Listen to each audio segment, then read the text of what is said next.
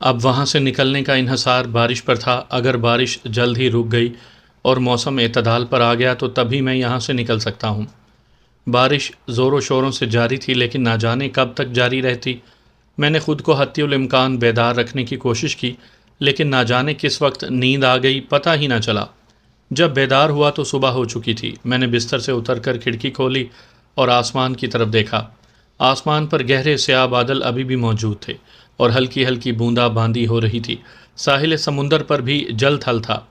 میں نے کیبن سے باہر نکلنے کا ارادہ ترک کیا اور کھڑکی بند کر کے بستر پر ڈھیر ہو گیا۔ ساری رات بارش ہوتی رہی تھی اور اب بھی موسم خراب تھا۔ کچھ دیر کے بعد جب بوندا باندی بھی رک گئی تو میں کیبن سے نکل کر جنگل میں آ گیا۔ ضروریات سے فراغت اور درخت سے پھل توڑ کر کھانے کے بعد میں واپس کیبن میں آ گیا۔ اس موسم میں جنگل میں رہنا از حد مشکل تھا، اس لیے میں نے وہ سارا دن کیبن میں ہی گزارنے کا فیصلہ کیا۔ مجھے امید تھی کہ وہ تینوں بھی اپنے گھروں میں رہیں گے، باہر نہیں آئیں گے۔ اس کے باوجود میں ان کی جانب سے ہوشیار تھا۔ وقفے وقفے سے میں کھڑکی سے باہر کا نظارہ بھی کر لیتا تھا۔ ان تینوں پر نظر رکھنا ضروری تھا۔ کچھ ہی دیر کے بعد بارش تیز ہو گئی تو میں بستر پر ڈھیر ہو گیا۔ باہر کیف شام تک بارش تھم گئی اور آسمان سے بادل بھی چھٹ گئے تو میں نے سکون کا سانس لیا۔ آج رات اگر موسم دوبارہ خراب نہ ہوا تو میں نے وہاں سے جانے کا فیصلہ کر لیا تھا، اسی لیے میں جاگتا رہا۔ اس رات میں نے اپنے ارادے پر ہر صورت عمل کیا۔ کئی بار اونگ آئی لیکن میں نے نیند کو خود پر غلبہ نہ پانے دیا۔ مجھے جب بھی محسوس ہوتا کہ نیند مجھ پر غلبہ پا لے گی تو میں بستر سے اتر کر ٹہلنے لگ جاتا۔ نیند کو خود سے دور رکھنے کا یہ بہترین عمل تھا، لیکن وہ وقت میں نے کیسے گزارا یہ میں ہی جانتا ہوں۔ ایک ایک لمحہ میرے لیے اذیت ناک تھا۔ جمائیوں پر جمائیاں آ رہی تھیں اور میں بمشکل خود پر کنٹرول پائے ہوئے تھا۔ وہ غالباً آدھی رات کا وقت تھا، آسمان صاف تھا اور تارے چمک رہے تھے۔ چاند اپنی مدھم روشنی بکھیرنے میں مصروف تھا۔ میں اپنے اسٹیمر سے کھڑکی کے راستے سے باہر نکلا اور اسٹیمر کے اندھیرے سائے میں ہوتا ہوا دوسرے اسٹیمر میں پہنچ گیا۔ اس مرتبہ میں نے کسی کیبن میں جانے کے بجائے کنٹرول روم کا رخ کیا۔ کنٹرول روم میں گھپ اندھیرا تھا، اس لیے میں نے دروازہ کھلا چھوڑ دیا تاکہ چاند کی روشنی اندھیرے کو دور کر دے اور میری آنکھیں نیم تاریکی میں دیکھنے کے قابل ہو جائیں۔ چند لمحوں کے بعد میری آنکھیں نیم تاریکی سے مانوس ہو گئیں تو میں نے مشینری کا جائزہ لیا۔ کافی دیر تک جائزہ لینے کے باوجود مجھے کچھ سمجھ نہ آیا تو میں نے جھنجھلانے کے بجائے ڈرائیونگ کرسی پر بیٹھا اور ہینڈل لیور کے نیچے لگے بٹن وقفے وقفے سے پریس کر دیے کہ مبادا اسٹیمر کا انجن جاگ اٹھے۔ خدا کا شکر ہے کہ میری کوشش رنگ لے آئی اور ایک بٹن پریس کرتے ہی انجن ہلکی سی غراہٹ سے جاگ اٹھا۔ میری خوشی کی انتہا نہ رہی۔ میں نے اسپیڈ پیڈل پر پیر سے دباؤ ڈالا تو اگلے ہی لمحے اسٹیمر نے آہستہ آہستہ آگے کی طرف رینگنا شروع کر دیا۔ یہ دیکھ کر میری خوشی بڑھ گئی۔ ساحل سمندر سے ذرا دور آنے کے بعد میں نے اسپیڈ بڑھا دی اور اسٹیمر سمندر کے سینے پر دوڑنے لگا۔ اب مسئلہ یہ تھا کہ میں جاؤں تو کدھر جاؤں؟ مجھے تو سمندری راستوں کا علم بھی نہیں تھا۔ یہ تو وہ مثال ہو گئی تھی کہ جدھر منہ تھا میں اسٹیمر اسی سمت ہی دوڑائے جا رہا تھا۔ معلوم نہیں بیرٹ، گریٹا اور باس کو اسٹیمر کی آواز سنائی دی تھی یا نہیں۔ باہر کیف میں نے پیچھے مڑ کر دیکھنا گوارا نہ کیا اور نہ ہی اس کی ضرورت تھی۔ صبح ہونے تک میں جزیرے سے کافی دور آ گیا تھا۔ دل ہی دل میں دعا گو تھا کہ میں کسی طرح بلیک پوائنٹ جزیرے پر پہنچ جاؤں۔ مجھے بیرٹ وغیرہ سے کوئی خطرہ نہیں تھا کیونکہ ان کے پاس دوسرا اسٹیمر نہیں تھا کہ جس پر سوار ہو کر وہ میرے تعاقب میں آتے۔ میں مطمئن تھا۔ شام تک میں سفر کرتا رہا، لیکن میں اندھیرا پھیلنے سے پہلے کسی محفوظ جگہ پر پہنچنا چاہتا تھا۔ اس لیے میں کسی ایسی جگہ کی تلاش میں تھا جہاں میں رات سکون سے گزار سکوں۔ مجھے کافی دور درخت اور پہاڑ دکھائی دیے تو میں سمجھ گیا کہ یہ بھی کوئی جزیرہ ہے۔ چنانچہ میں نے اسٹیمر کا رخ جزیرے کی طرف موڑ دیا۔ دور سے تو وہ مجھے ویران جزیرہ ہی دکھائی دے رہا تھا، لیکن کچھ بھی بعید نہیں تھا، ہو سکتا ہے وہاں بھی قزاق رہتے ہوں۔ بہر کیف تھوڑی دیر کے بعد میں ساحل پر پہنچ گیا تو میں نے اسٹیمر کا انجن بند کیا اور عرشے پر آ کر جزیرے کا جائزہ لینے لگا۔ جزیرے پر ہولناک سناٹا اور تاریکی چھائی ہوئی تھی۔ میں نے جزیرے پر جانے کا فیصلہ ترک کیا اور کیبن میں آ گیا۔ کیبن میں بسکٹوں والا کارٹن موجود تھا، لیکن اس میں بسکٹوں کے صرف 2 ڈبے موجود تھے۔ شاید بیرٹ کے باس کو بسکٹ بہت پسند تھے، اس لیے اس نے اسٹیمر میں کارٹن رکھے ہوئے تھے۔ چند بوتلیں مشروب کی بھی پڑی ہوئی تھیں۔ میں نے اندازہ لگایا کہ شاید بیرٹ کے باس کو شراب پسند نہیں تھی اور وہ مشروب سے لطف اندوز ہوتا تھا۔ شاید وہ پہلا گورا تھا جسے شراب پسند نہیں ہوگی، ورنہ شراب کے بغیر تو گوروں کو اپنی زندگی ادھوری لگتی تھی۔ رات کی تاریکی میں سفر کرنا بے حد مشکل تھا، البتہ اگر مجھے سمندری راستوں کا علم ہوتا تو میں جزیرے کے ساحل پر بھی رکنے کی زحمت نہ کرتا۔ بسکٹس کھانے اور مشروب کی ایک بوتل حلق میں اتارنے کے بعد میں تازہ ہوا کھانے کی غرض سے عرشے پر آ گیا۔ ریڑھ کی ہڈیوں میں اتر جانے والی سردی تھی۔ باہر کیف میں کچھ دیر کے بعد واپس کیبن میں آ گیا۔ شکر یہ تھا کہ مجھے اسٹیمر چلانا آ گیا تھا اور میں کسی نقصان کے بغیر ایک اور جزیرے پر پہنچنے میں کامیاب ہو گیا تھا۔ البتہ مجھے یہ معلوم نہیں تھا کہ اسٹیمر میں فیول کتنا رہ گیا ہے۔ یہ خیال بھی میرے دماغ میں کسمس آیا کہ اگر راستے میں فیول ختم ہو گیا تو اسٹیمر رک جائے گا، اس کے بعد میں کیا کروں گا؟ اگلی صبح میں پھر اسٹیمر لے کر نامعلوم منزل کی سمت گامزن ہو گیا۔ اسٹیمر چلانے سے پہلے میں نے فیول چیک کرنے کی کوشش کی تھی، لیکن مجھے کچھ سمجھ میں نہیں آیا تھا کہ فیول کیسے چیک کیا جاتا ہے۔ عرشے پر 4 ڈرمز موجود تھے لیکن وہ خالی تھے۔ بادل نخواستہ میں نے حالات پر چھوڑ دیا۔ دوپہر تک میں سفر کرتا رہا، بالآخر وہی ہوا جس کا مجھے خدشہ تھا۔ فیول ختم ہو گیا، پہلے اس کی رفتار کم ہوئی اور پھر وہ رک گیا۔ بعد ازاں اس نے آگے بڑھنے سے انکار کر دیا۔ جہاں میرا اسٹیمر موجود تھا وہاں سے کچھ ہی فاصلے پر مجھے ایک جزیرہ بھی دکھائی دیا۔ تیراکی نہ آنے کی وجہ سے میں جزیرے تک نہیں پہنچ سکتا تھا۔ میں طویل سانس لیتا ہوا کنٹرول روم سے نکل کر عرشے پر آ گیا۔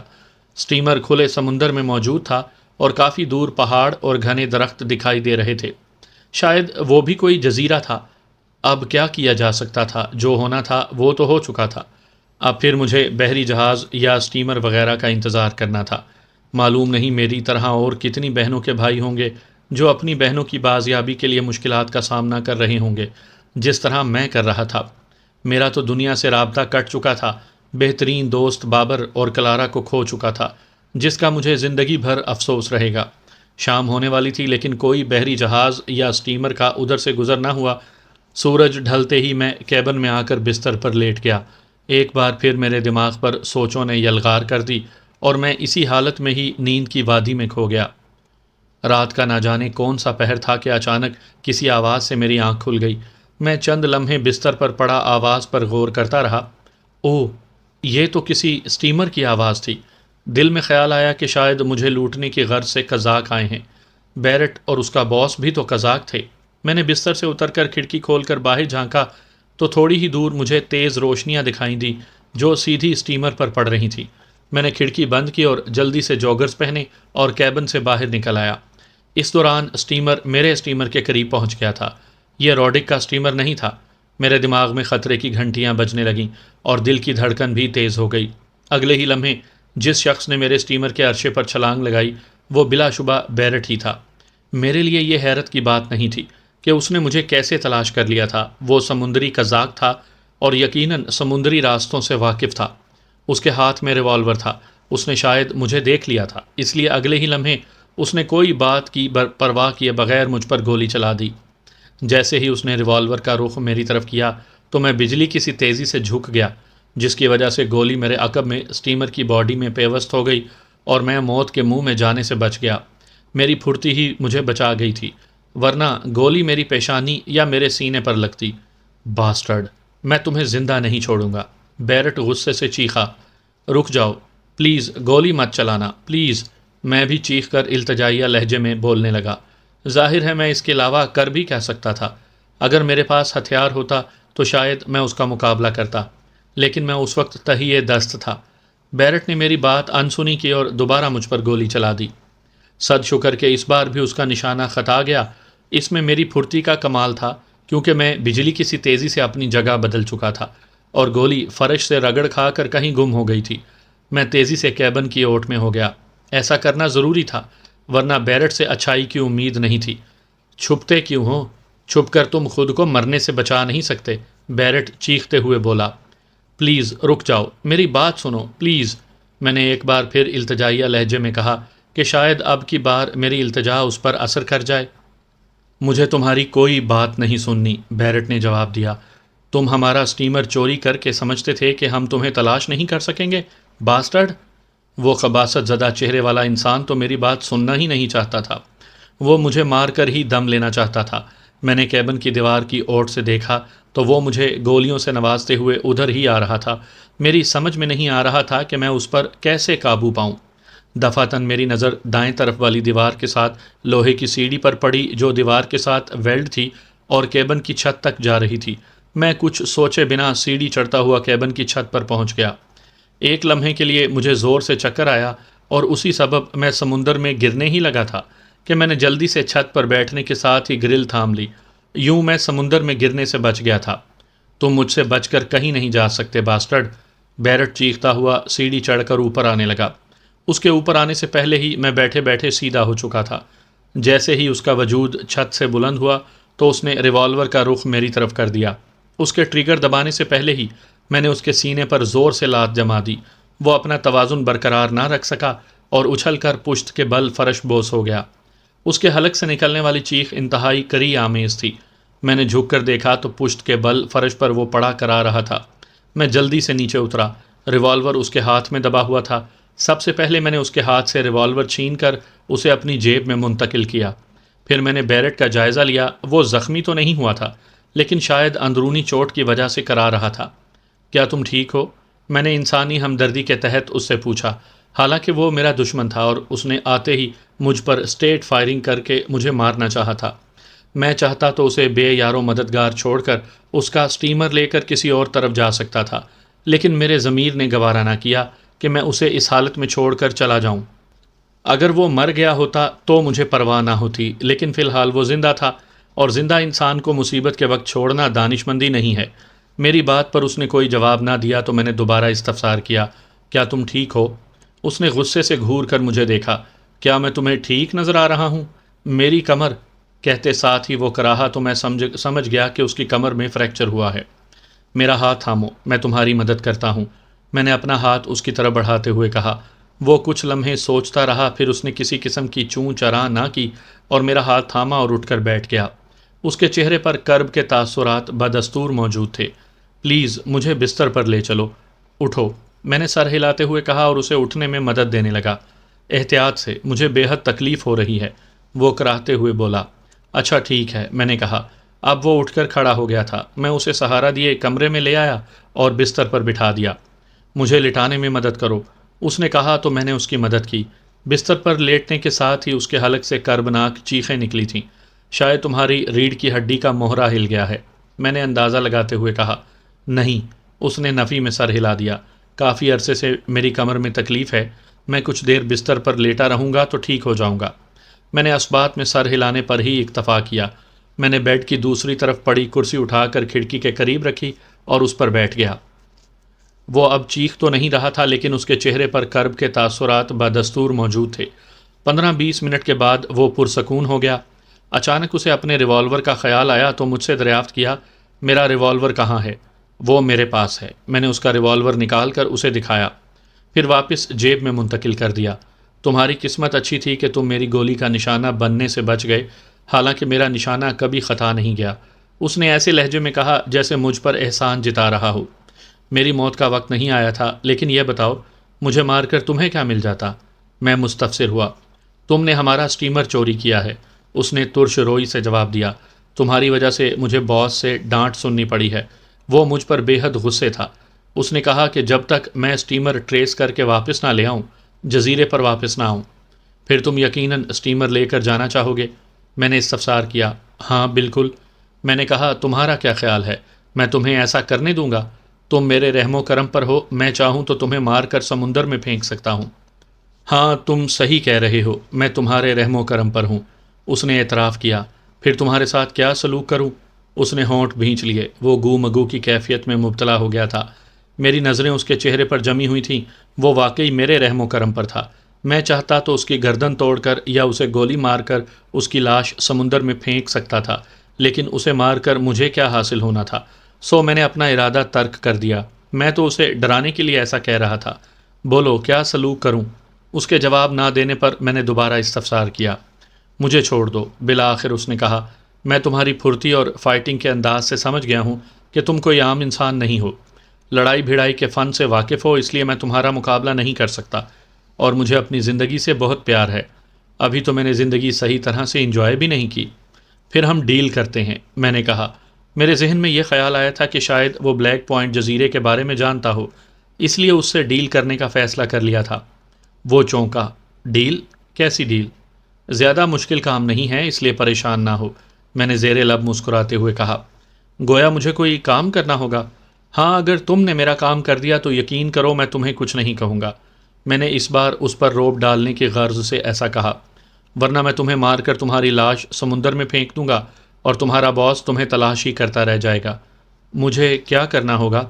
سمندر میں جتنے بھی جزیرے ہیں، کیا تم ان سب کے بارے میں جانتے ہو؟ میں نے سوال کیا۔ ہاں، اس نے بلا تامل کہا، میری آدھی سے زیادہ زندگی جزیروں پر گزری ہے۔ لیکن تم یہ کیوں پوچھ رہے ہو؟ کیا تم کسی جزیرے کے بارے میں معلوم کرنا چاہتے ہو؟ بیرٹ ذہین انسان تھا، فوراً ہی سمجھ گیا تھا۔ میں نے کہا، ہاں، میں ایک جزیرے کے بارے میں جاننا بلکہ وہاں جانا چاہتا ہوں، اور یقیناً تم اس جزیرے کے بارے میں جانتے ہوگے۔ تم جزیرے کا نام بتاؤ۔ مجھے بلیک پوائنٹ پر جانا ہے، میں نے پرغور نظروں سے اس کی طرف دیکھتے ہوئے کہا۔ Black point? اس نے پرسوچ انداز میں زیر لب دہرایا۔ میں غور سے اس کے چہرے کے اتار چڑھاؤ دیکھ رہا تھا۔ اگلے ہی لمحے شاید اسے یاد آ گیا، بولا، ہاں میں شاید جانتا ہوں۔ شاید تم اس جزیرے کے بارے میں پوچھ رہے ہو جہاں اغوا شدہ لڑکیوں کو رکھا جاتا ہے۔ آخر میں اس نے تصدیق چاہی۔ مجھے امید کی کرن دکھائی دی۔ میں نے جلدی سے کرسی گھسیٹی اور بیڈ کے قریب لے گیا اور بیٹھ گیا۔ ہاں، میں اسی جزیرے کی بات کر رہا ہوں۔ کہاں ہے وہ جزیرہ؟ وہ چند لمحے غور سے میری طرف دیکھتا رہا، پھر وہ اٹھ کر بیٹھ گیا اور بولا، میری کمر کا درد بہتر ہو گیا ہے، اس لیے میں اب بیٹھ کر بات کر سکتا ہوں۔ اچھی بات ہے کہ تم نے بہت جلد خود کو ریکور کر لیا، میں نے کہا۔ نام کیا ہے تمہارا؟ مورس۔ کہاں رہتے ہو؟ واشنگٹن۔ میں بیرٹ جانتا ہوں، میں نے اسبات میں سر ہلایا۔ میں نے تمہارے باس کے منہ سے تمہارا نام سنا تھا۔ اس نے اسبات میں سر ہلایا۔ میں ساری بات سمجھ چکا ہوں۔ بسکٹ تم نے چوری کیے تھے اور ڈانٹ کھانے کو مجھے ملی۔ جب تم ہمارا اسٹیمر لے گئے تو باس تو مجھے مارنے پر آ گیا تھا۔ ویسے میں تمہاری چالاکی، ذہانت اور پھرتی کی داد دیتا ہوں۔ تمہارے ساتھ فائٹنگ سے مجھے اندازہ ہو گیا ہے کہ تم کوئی عام انسان نہیں ہو۔ سوری بیرٹ، میں نے معذرت خواہانہ لہجے میں کہا۔ اسٹیمر لے کر جانا میری مجبوری تھی، ورنہ سامنے آنے کی صورت میں تم یا تمہارا باس مجھے مار ڈالتا۔ اسٹیمر کے انتظار میں 4-5 روز تمہارے جزیرے پر بھٹکتا رہا ہوں۔ کیا تم خراب اسٹیمر میں رہ رہے تھے؟ وہ چونکا۔ ہاں، رات کو وہیں ہوتا تھا اور دن کو جنگل میں، میں نے جواب دیا تو اس کی آنکھیں پھیل گئیں۔ تم اس اسٹیمر میں چھپے ہوئے تھے؟ اسے شاید میری بات پر یقین نہیں آیا تھا۔ میں نے تو سارا اسٹیمر چھان مارا تھا، تم کہاں چھپے ہوئے تھے؟ اور وہ لاشیں، کیا انہیں تم نے قتل کیا تھا؟ نہیں، میں نے نفی میں گردن ہلائی۔ وہ اپنے دشمنوں کے ہاتھوں مارے گئے تھے۔ دشمن؟ کون تھے ان کے دشمن؟ بیرٹ نے پوچھا۔ میں نہیں جانتا، میں نے نفی میں گردن ہلائی۔ راڈک اور پال مجھے اپنے ساتھ لے جا رہے تھے کہ راستے میں اسٹیمر خراب ہو گیا۔ شاید کسی نے ان کے بارے میں مخبری کی تھی اور ان کے دشمنوں نے اسٹیمر پر حلہ بول دیا تھا۔ تمہیں انہوں نے کیسے زندہ چھوڑ دیا؟ بیرٹ ایک بار پھر حیرت زدہ رہ گیا۔ میں چھپ گیا تھا، اس نے ہنکاری بھری۔ یہ بتاؤ، تم بلیک پوائنٹ جزیرے پر کیوں جانا چاہتے ہو؟ بیرٹ اب مجھے جانچتی نظروں سے دیکھ رہا تھا۔ وہاں تو خطرناک لوگ رہتے ہیں، سنا ہے کہ وہاں جو بھی اجنبی جاتا ہے تو اسے مار کر سمندر برد کر دیا جاتا ہے۔ میں نے ٹھنڈی سانس اپنے اندر انڈیلی اور ٹھہرے ہوئے لہجے میں بولا، میری بہن اس جزیرے پر قید ہے اور میں اسے بازیاب کروانے آیا ہوں۔ میں نے روزینہ کا نام لینے سے گریز کیا، اور یہ بھی کہ میرا تعلق پاکستان سے ہے۔ او، تو یہ بات ہے، وہ حیرت زدہ رہ گیا۔ کیا نام ہے تمہاری بہن کا؟ جینیفر۔ میں نے جولیا پیٹرک کی بہن کا نام لے لیا۔ کیا تم نے اسے کہیں دیکھا ہے یا تم اسے جانتے ہو؟ نہیں، اس نے نفی میں گردن ہلائی۔ پوچھ تو تم ایسے رہے ہو جیسے تم اسے جانتے ہو، میں نے منہ بنایا۔ میری بات سن کر اس کے چہرے پر خجالت بھری مسکراہٹ رینگ گئی۔ ویسے ہی پوچھ رہا تھا، میں نے اس کے کندھے پر ہاتھ رکھ کر کہا، تم مجھے بلیک پوائنٹ جزیرے پر پہنچا دو، مجھ پر تمہارا یہ احسان ہوگا۔ اس نے میرے ہاتھ پر تھپکی دی اور مسکراتے ہوئے بولا، کوئی بات نہیں، میں تمہیں تمہاری منزل پر پہنچا دیتا ہوں، لیکن وہ ہے کافی دور۔ مجھے کوئی مسئلہ نہیں، تم مجھے اچھے لگے ہو۔ وہ مسافے کے لیے اپنا ہاتھ میری طرف بڑھاتے ہوئے بولا، کیا ہم دوست بن سکتے ہیں؟ میں نے مسافہ کرتے ہوئے کہا، کیوں نہیں، آج سے ہم اچھے دوست ہیں۔ میں تمہیں دوستی کرنے کی وجہ بھی بتا دیتا ہوں، بیرٹ نے مسکراتے ہوئے کہا۔ میں تمہاری صلاحیتوں سے متاثر ہوا ہوں اور تم مجھے بے حد اچھے لگے ہو، اس لیے میں تم سے دوستی کر رہا ہوں۔ ویسے میری کسی سے دوستی نہیں ہے سوائے گریٹا کے۔ تم میرے دوست بن گئے ہو، اس لیے میں بے حد خوش ہوں۔ کچھ دیر تک ہم اسی طرح باتیں کرتے رہے، پھر بیرٹ نے اپنے اسٹیمر کو میکس کے اسٹیمر سے ہک کیا اور جدھر سے وہ آیا تھا اسی طرف روانہ ہو گئے۔ میں بیرٹ کے ساتھ کنٹرول روم میں ہی تھا اور ہم باتیں کر رہے تھے۔ میرے استفسار پر اس نے مجھے تسلی ہی دی کہ میں تمہیں بلیک پوائنٹ جزیرے پر ضرور پہنچاؤں گا، تو میں مطمئن ہو گیا، لیکن دماغ میں یہ وسوسہ بھی پیدا ہوا کہ کہیں بیرٹ میرے ساتھ دھوکہ نہ کر جائے، وہ دوستی کی آڑ میں میری پیٹھ پہ چھرا نہ گھونپ دے۔ بہرکیف مجھے خوشی بھی تھی کہ بیرٹ میرا دوست بن گیا تھا اور بلیک پوائنٹ جزیرے پر پہنچانے کی صورت میں میری مدد بھی کرے گا۔ حالانکہ وہ جس طرح دندناتا ہوا آیا تھا، اس کا انداز ایسا تھا کہ وہ مجھے کسی صورت زندہ نہیں چھوڑے گا۔ ہر بات کے ساتھ مجھے گالی دیتا تھا، لیکن میری پھرتی اور ذہانت کی وجہ سے وہ میرا گرویدہ بن گیا۔ باتوں کے دوران میرے استفسار پر بیرٹ نے بتایا کہ پولیس بلیک پوائنٹ جزیرے کا رخ نہیں کرتی، اور اگر کبھی پولیس وہاں گئی بھی ہے تو وہ خالی ہاتھ واپس لوٹی ہے، کیونکہ بظاہر وہاں کوئی موجود نہیں ہے۔ جنگل اور پہاڑ دکھائی دیتے ہیں، لیکن زمین دوز عمارتوں میں اغوا شدہ لڑکیوں کو رکھا جاتا ہے اور چیکنگ کا بھی بے حد سخت انتظام ہے۔ میں اس کی باتوں سے نہ ہی ڈرا اور نہ ہی گھبرایا۔ کیا تم کبھی وہاں گئے ہو؟ ہاں، ایک بار گیا تھا۔ اس نے سامنے دیکھتے ہوئے اس بات میں سر ہلایا۔ جیسا کہ تمہیں بتایا ہے کہ ہم قزاق ہیں اور اپنی رہائش گاہیں تبدیل کرتے رہتے ہیں۔ وہ اس جگہ رہائش تلاش کرتے ہیں جہاں جنگلی درندے نہ ہوں۔ بہرحال رہائش کے سلسلے میں ہی میں اس جزیرے پر پہنچا تھا۔ اسی دوران مجھے وہاں کچھ لوگ دکھائی دیے جنہوں نے چہروں پر بلیک ماسک چڑھائے ہوئے تھے۔ ان کی صرف آنکھیں دکھائی دیتی تھیں۔ ان کے ساتھ 8-10 لڑکیاں تھیں جو بے حد خوبصورت تھیں۔ لڑکیاں رو رہی تھیں، التجائے کر رہی تھیں کہ ہمیں چھوڑ دو، لیکن وہ انہیں جانوروں کی طرح ہانکتے ہوئے لے جا رہے تھے۔ میں نے چھپ کر ان کا پیچھا کرنے کی کوشش کی، لیکن تھوڑی ہی دور جانے کے بعد وہ یوں غائب ہو گئے جیسے کسی جادوگر نے انہیں جادو سے غائب کر دیا ہو۔ میں نے ہر ممکن انہیں تلاش کرنے کی کوشش کی۔ ناکام ہونے کی صورت میں میں واپس اپنے جزیرے پر آ گیا۔ میں نے اس سلسلے میں اپنے باس، جو کہ میرا سسر بھی ہے، اس سے بات کی تو اس نے حیران کن انکشافات کیے۔ اس کی معلومات کے مطابق اس جزیرے کو بلیک پوائنٹ جزیرہ کہا جاتا ہے۔ وہاں زمین دوز عمارتیں ہیں جہاں اغوا شدہ لڑکیوں کو رکھا جاتا ہے۔ وہاں سائنسی طریقے سے چیکنگ کی جاتی ہے۔ اگر وہاں عام بندہ جاتا ہے تو وہ واپس نہیں آتا۔ کیا تمہارے باس نے یہ نہیں بتایا کہ وہاں اغوا شدہ لڑکیوں کے ساتھ کیا سلوک کیا جاتا ہے؟ میں نے کچھ دیر خاموش رہنے کے بعد پوچھا۔ اس نے ایک نظر میری طرف دیکھا اور نفی میں سر ہلاتے ہوئے بولا، میں نے پوچھا تھا لیکن باس نے نہیں بتایا، کہا کہ مجھے کچھ معلوم نہیں۔ میں نے بھی زیادہ استفسار نہیں کیا۔ میں نے ہنکاری بھری کیا تم جانتے ہو؟ اس کے غیر متوقع سوال پر میں سوچ میں پڑ گیا کہ میں اسے کیا بتاؤں، تاہم میں نے نفی میں سر ہلاتے ہوئے کہا، نہیں، میں نہیں جانتا۔ تمہاری بہن کیسے اغوا ہوئی؟ اس نے مزید پوچھا، اور تمہیں کیسے پتہ چلا کہ وہ اسی جزیرے پر قید ہے؟ وہ کالج سے واپسی پر اغوا ہوئی تھی، میں نے کہانی بنائی۔ یہ کیسے معلوم ہوا کہ وہ بلیک پوائنٹ جزیرے پر قید ہے؟ لمبی کہانی ہے۔ ویسے ہم کب تک جزیرے پر پہنچ جائیں گے؟ شام ہو جائے گی۔ ہمیں سفر کرتے ہوئے دوپہر ہو گئی۔ ہم بدستور کھلے سمندر میں تھے۔ بیرٹ کے پاس کھانے پینے کا سامان بھی تھا، جس میں فرائی کی ہوئی فش اور ابلے ہوئے انڈے بھی تھے۔ بھوک مٹانے کے بعد ہم مسلسل سفر کرتے رہے۔ اس دوران کئی جزیرے دکھائی دیے، لیکن بیرٹ نے کسی جزیرے پر اسٹیمر نہ روکا۔ میرے استفسار پر اس نے پریشانی کے عالم میں بتایا، شاید میں راستہ بھول گیا ہوں اور مجھے وہ جزیرہ کہیں دکھائی نہیں دے رہا۔ اس کی بات نے مجھے بھی پریشان کر دیا۔ کیا تمہیں یقین ہے کہ تم راستہ بھول گئے ہو؟ ہاں۔ میرے دماغ میں ایک بار پھر اسی وسوسے نے جنم لیا کہ کہیں بیرٹ میرے ساتھ دھوکہ نہ کر رہا ہو۔ یہ بات قابل غور تھی کہ اس کے لہجے میں یکدم نرماہٹ کیسے آ گئی تھی، اور اتنی جلدی وہ میرا دوست کیسے بن گیا تھا۔ میں نے غائرانہ نظروں سے اس کے چہرے کا جائزہ لیا تو وہ ہنوز پریشان تھا۔ شاید اس نے میری سوچ بھانپ لی تھی۔ یقیناً تمہارے دماغ میں یہ چل رہا ہے کہ میں تمہارے ساتھ دھوکہ کر رہا ہوں۔ میں اندر ہی اندر گڑبڑا گیا، تاہم پر اعتماد لہجے میں کہا، نہیں، ایسی تو کوئی بات نہیں۔ اگر ایسی بات ہے تو بتا سکتے ہو، اس نے مجھے اکسایا، لیکن یہ بات دماغ سے نکال دو کہ میں تمہارے ساتھ دھوکہ کروں گا۔ میں جس سے دوستی کرتا ہوں تو اس سے دوستی کی آڑ میں دھوکے بازی نہیں کرتا، یہ میرا اصول ہے۔ مرتے دم تک اس سے دوستی نبھاتا ہوں۔ تم نے بتایا کہ تمہارا کوئی دوست نہیں ہے، پھر؟ میں نے اسے اس کی بات یاد دلائی۔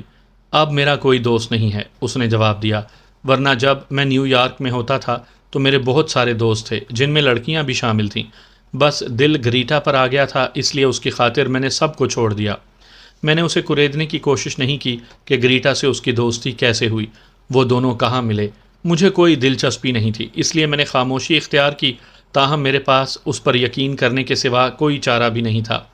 وہ مزید بولا، ویسے بھی میرا ریوالور تمہارے پاس ہے، اگر میں تمہارے ساتھ دھوکہ کروں تو بے شک مجھے گولی مار دینا، میں اف تک نہیں کروں گا۔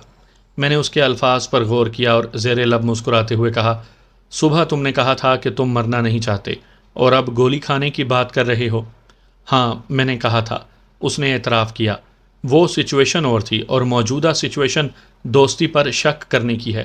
میں ہر چیز برداشت کر سکتا ہوں لیکن دوستی میں دھوکے بازی نہیں۔ جس طرح میں کسی کے ساتھ دوستی کی آڑ میں دھوکہ بازی نہیں کرتا، اسی طرح میں بھی نہیں چاہتا کہ میرے ساتھ بھی کوئی دھوکے بازی کرے۔ آخر میں وہ جذباتی ہو گیا تھا۔ یہ جذباتی پن مصنوعی تھا یا حقیقی، میں الجھ گیا تھا۔ یہ بات درست تھی کہ اس کا ریوالور میرے پاس تھا اور اگر وہ مجھ سے دھوکہ کرے تو میں اسے گولی مار سکتا تھا۔ بیرٹ واقعی ایک اچھا دوست ثابت ہوا۔ اس نے دوستی نبھائی، جیسا کہ بعد میں نے اپنی آنکھوں سے دیکھا تھا۔ اس نے میرا بہت ساتھ دیا تھا۔ اب ہم کہاں جا رہے ہیں؟ میں نے بات کا رخ موڑا۔ واپس جزیرے پر۔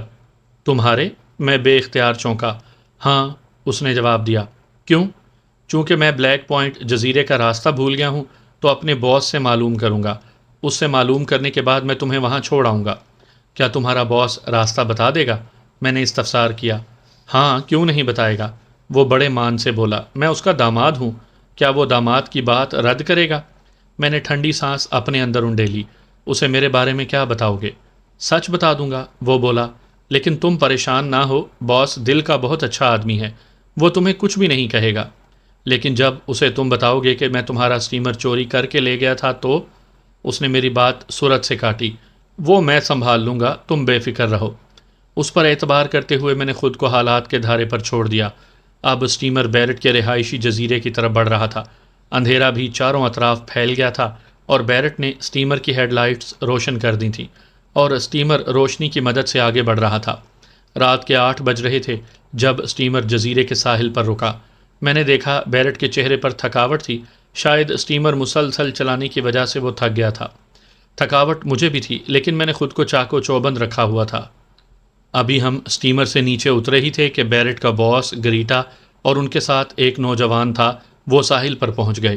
نوجوان یقیناً میکس تھا، جیسا کہ بعد میں پتہ چلا بیرٹ اسی کا اسٹیمر لے کر میری تلاش میں نکلا تھا۔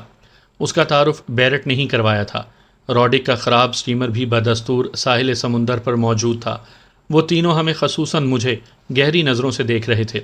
پھر ادھیڑ عمر باس بیرٹ سے سخت لہجے میں مستفسر ہوا، بیرٹ، یہ کون ہے؟ یہ مورس ہے، بیرٹ نے میری طرف اشارہ کرتے ہوئے کہا، میرا دوست۔ مورس؟ دوست؟ باس نے زیر لب دہرایا۔ کون مورس؟ کیا میں اس سے پہلے مل چکا ہوں؟ جہاں تک مجھے یاد پڑتا ہے میں تمہارے سب پرانے دوستوں کو جانتا ہوں اور یہاں تمہارا کوئی نیا دوست نہیں ہے۔ یس باس، یہ میرا نیا دوست ہے اور تم اس سے پہلی بار مل رہے ہو، بیرٹ نے جواب دیا۔ میں نے تمہیں کہا تھا کہ جس نے ہمارا اسٹیمر چوری کیا ہے اسے زندہ یا مردہ پکڑ کر لانا، اور تم نئے دوست بنانے کے چکروں میں پڑ گئے، باس نے سرد لہجے میں کہا۔ اسٹیمر چور کہاں ہے؟ وہ؟ شاید باس کے سرد لہجے نے بیرٹ کو اندر تک سرد کر دیا تھا۔ دفتن باس چونکا۔ اوہو، کہیں یہی تو اسٹیمر چور نہیں؟ باس، میرا خیال ہے ہمیں بیٹھ کر بات کرنی چاہیے، بیرٹ حق دوستی ادا کرتے ہوئے بولا۔ میں آپ کو ساری بات تفصیل سے بتاؤں گا، پلیز باس، ایک بار تم میری بات تو سن لو۔ میں نے باس کی طرف دیکھا جو مجھے جانچتی ہوئی نظروں سے دیکھ رہا تھا۔ وہ بے حد شاطر دکھائی دیتا تھا، خباثت اس کے چہرے سے ٹپک رہی تھی۔ گریٹا اور میکس خاموش کھڑے تھے، جیسے انہیں خطرہ ہو کہ اگر انہوں نے بولا تو باس انہیں جھڑک دے گا۔ مجھے پریشانی نہیں تھی، بقول بیرٹ وہ سب سنبھال لے گا۔ چند لمحے خاموشی کی نظر کرنے کے بعد باس گمبھیر آواز میں بولا، ٹھیک ہے، آؤ۔ ہم سب فرما بردار کارندوں کی طرح باس کے پیچھے پیچھے چلتے ہوئے غار والے گھر کی طرف بڑھے۔ بیرٹ نے چلتے ہوئے میرے کان میں سرگوشی کی تھی، فکر مت کرو، باس یقیناً تمہاری مدد کرے گا۔ میں نے اس بات میں سر ہلا دیا۔ کچھ دیر کے بعد ہم غار والے گھر کے شاندار انداز میں جدید چیزوں سے سجے ڈرائنگ روم میں موجود تھے۔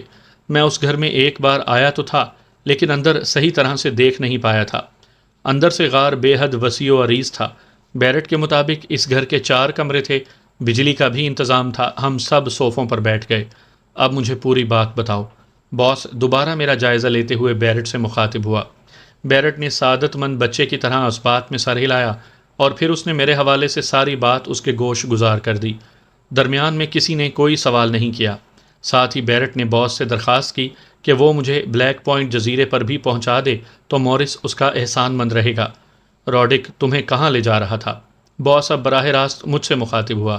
شاید بلیک پوائنٹ جزیرے پر۔ میں نے پہلی بار زبان کھولی۔ کس لیے؟ اس بارے اس سے پوچھنے کا موقع ہی نہیں ملا تھا۔ تم نے اس سے پوچھا نہیں تھا؟ میں نے نفی میں سر ہلایا۔ میں نے پوچھا تھا لیکن اس نے نہیں بتایا۔ ہنکاری بھرتے ساتھ ہی وہ سوچ میں کھو گیا۔ میری معلومات کے مطابق وہ جزیرہ راک کلب کے مالک ہیری ٹام کے زیر قبضہ ہے۔ بالکل، میں بے اختیار بولا۔ ہیری ٹام ہیوسٹن کا ڈان سمجھا جاتا ہے، باس نے گمبھیر لہجے میں کہا۔ وہ بے حد طاقتور اور خطرناک اور شفاق آدمی ہے۔ آج تک پولیس اس پر ہاتھ نہیں ڈال سکی، حالانکہ پولیس کو اس کے کالے کرتوتوں کا پتہ ہے۔ میں بھی ہیری ٹام کے کلب میں کچھ عرصہ کام کرتا رہا ہوں، اس لیے اس کے بارے میں جانتا ہوں۔ کیا تمہارا ہیری ٹام سے سامنا ہوا ہے؟